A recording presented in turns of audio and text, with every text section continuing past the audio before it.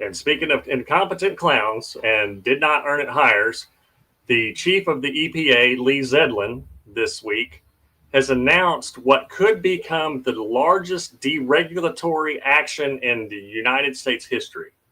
And let me be clear, environmental deregulation harms marginalized communities the most. Just like everything else. And what they're trying to do is roll back all the endangerment finding, because that finding says that greenhouse gases, including carbon dioxide, are a danger to humanity because it's making the planet uninhabitable.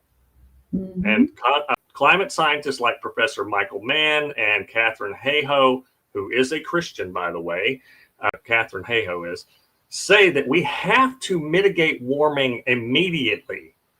And this elimination of the endangerment finding tells polluters that they can just keep polluting.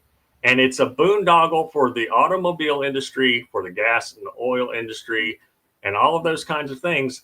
And if it does go through, which they're trying to do, they're claiming that it will save the American people $54 billion. Where are they going to spend it?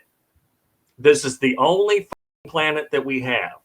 And folks, I have studied climate change for many, many years. It's not fake. It's not stopping. We have passed some pretty important and dangerous thresholds already, including the 350 parts per million threshold. We're way past that. All you got to do is pay attention. There's so many 100-year storms that's showing up every couple months. These floods, these fires, these tornadoes.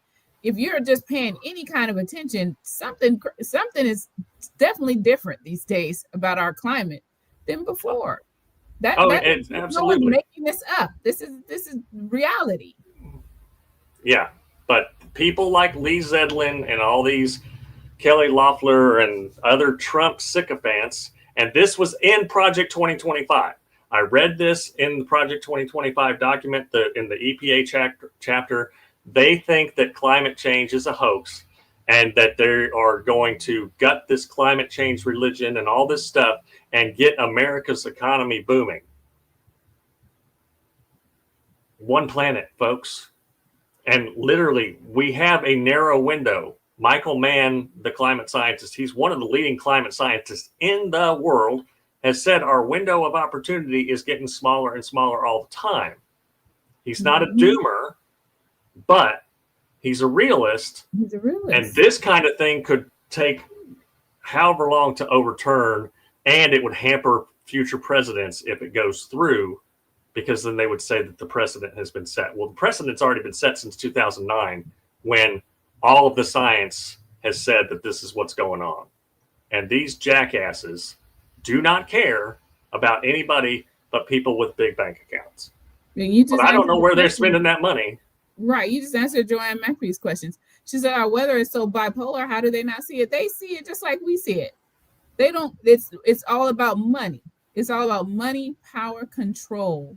That's it. You can't not recognize and see how our weather patterns are so different, how things are changing, how hot it has become, all these crazy floods and stuff. We've had flash floods up here like 3 times in the last 4 weeks. Right. Matt says climate change is, there's no way a species like us could ever impact the flat earth the way the liberals say we do. Right. And that these tin hat folks, that's exactly their thought process. That's exactly their thought process. And they're watching the same things happen in our earth that we're watching and then saying it's not real.